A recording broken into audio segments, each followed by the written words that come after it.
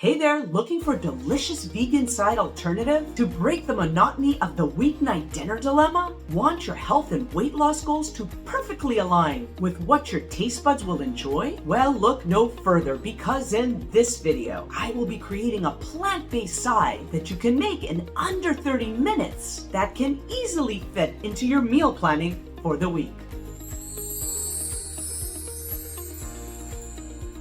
Hi there, I'm Vula and I'm a registered and licensed dietitian, and I help women manage their weight peacefully through a non-diet and holistic approach. Now, who wants restrictive diets that leave you hungry and unhappy when you can be eating delicious foods that can help you get to those weight loss goals without the deprivation? So if you're looking to add delicious and sustaining, easy meals to your weekly menu rotation, you are absolutely in the right place. Also, please support my channel by hitting the subscribe button below. This channel is jam-packed with valuable content that is tailor-made just for you.